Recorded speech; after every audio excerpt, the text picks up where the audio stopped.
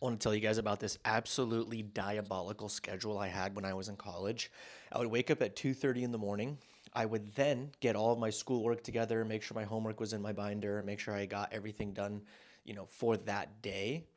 I would take oatmeal or like oats, grind it up, put orange juice and a scoop of protein into a blender. I would drink that on my way to the gym. I would drink a scoop or two of pre-workout, about 300 milligrams of caffeine. I would get to the gym around 3:30. I would train until 5 a.m. And it was not like, regular 1 hour workout. It was very competitive, intense training as hard as possible. I wanted to go to regionals. That was my goal. And then I would coach from 5 a.m. to 9 a.m. So I'd coach the 5 a.m., the 6 a.m., the 7 a.m., and the 8 a.m. And then I would drive home.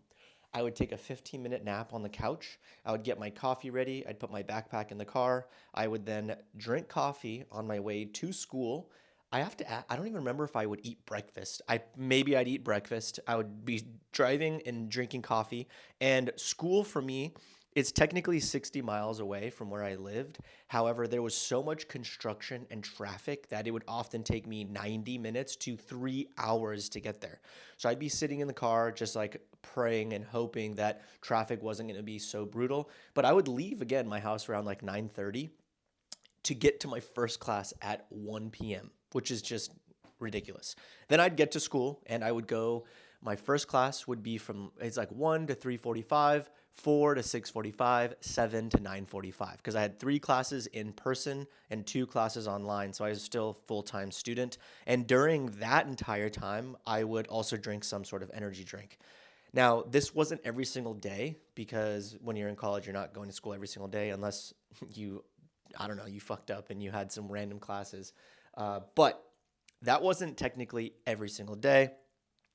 But when like that, thinking about that now is just absolutely ridiculous. Like, no wonder I got sick all of the time. I was barely sleeping. I was not fueling. I would get these random, nagging injuries because I was training as hard as possible, not fueling my body, not sleeping. And what's funny is I'm a kinesiology major, but I hadn't really gone through the classes that got me to understand how important nutrition was. I was just like eyes on the prize. I want to get to this place. I have to train really hard. All of this to say, and really to ask you guys, if you had two people and they were doing these things, which one would probably be like end up in a better situation? Person one, me, who was just what's even going on, right? Or person two who maybe they trained 3 times a week instead of every single day, and they prioritize sleep. And on the days that they were going to school, maybe they just prioritized school so that they could sleep enough. And during those school days, in between classes, maybe you would get a little bit of stretching in, making sure you're drinking enough water and eating enough food. That person would probably get sick less. They would be able to go like higher intensity when they're in the gym. And they're not going to be just like the amount of mental load that I was taking on that I didn't realize. Like, what is going on, right? So obviously, person two would probably end up on top. Now, the mentality and the mindset from person one though is pretty ridiculous. Like they're really set on accomplishing these things, and nothing was going to get in their way. There would be days that I would go to school, I would train in the morning, go to school all day, and my training wasn't finished. So when I got home at 11, I would go back to the gym to finish my training. So if we could take that mindset, but instead of being so adamant about the training and lack of sleep, they were adamant about recovery and focusing on sleeping, this person would be ahead. So anyway, all of this to say, most people are person one when it comes to their regular life, not just training, but they're like, I have all these things on my to-do list. I need to just hammer and hammer and hammer and hammer. And they never take rest days. Rest days being days where they actually focus on their mental health, like where I'm going to not just go 100 miles per hour. I'm not going to just try to drink a bunch of caffeine and get through everything possible. And what's again crazy is I would say most of the people that I work with in the Massive Action Takers, it's a social media community that I have, they are that person with their life. They work as hard as possible. They pack their schedules as full as possible. They drink caffeine to help with the effects of their lack of sleep, and they're never taking intentional days to themselves.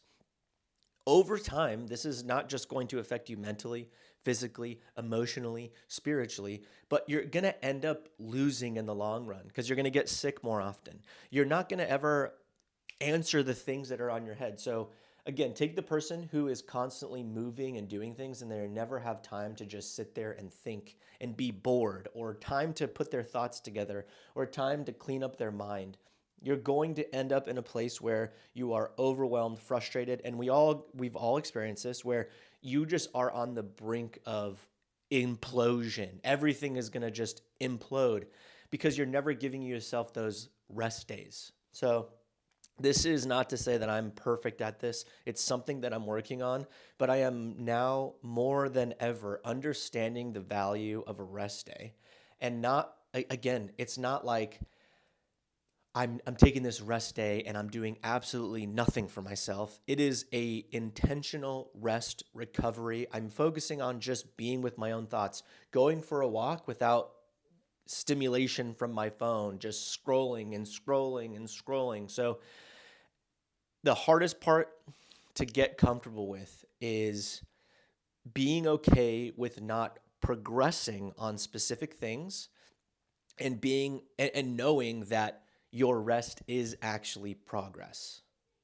Let me try to say that one more time for the people in the back, because I struggle with this as well.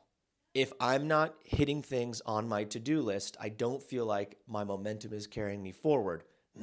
But in reality, your muscles grow when you're resting, not when you are actively tearing them down.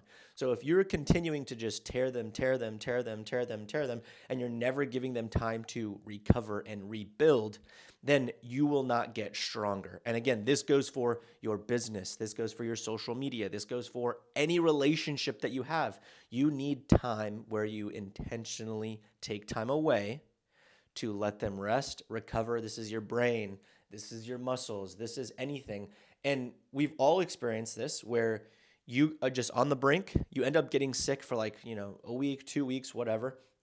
And then finally, when you go back, you might feel a little fuzzy at the beginning, but you like, wow, I don't feel that horrible, right? You go to lift weights and yeah, your lungs hurt, but you might even feel stronger. I can't tell you the amount of times people have come to the gym after being sick and they end up PRing and they're like, I don't understand. I have no idea. I didn't work out. I was like sick and I was barely eating and whatever. It's like, well, yeah, but you finally took time to rest and you tried to sleep because you were sick. And now your body was like, oh, wow, my joints can like relax and chill. The same thing goes for your brain. This is something I'm working on. There's no really story or explicit lesson. I just wanted to share how diabolical that schedule was and how dumb it was for me to think that that was optimal. I just wasn't thinking, actually. I was just going on autopilot. So for those of you on autopilot, take a second, look at everything, figure out what the heck's going on, and determine when you need to take time so that you can actually rebuild, regenerate. And when you end up attacking it, you're going to attack it even harder. And I want to leave it with this, actually, is I've recognized that there's days where just things won't get started, that you just can't get going. You eat good, you're drinking enough water, and you just feel like garbage. And you're like, okay, if I work out, I'll feel better. And you try to work out and you don't feel better. And you're like, well, maybe if I do this on my to-do list, I'll feel better. And then you don't feel better. And then you're like, I need to organize everything and everything's going wrong. And you feel like that all day. Those are the days where you have to recognize that you need to rest. Those are the days where it's like, nothing's going to go right today. Let me just take the day off and be okay with how everything's going and focus on me. Let me sit down and don't try to write anything down. Don't try to solve any problems. Just be. So that's my message to you guys today. Just be, because you need days where you are. You just are.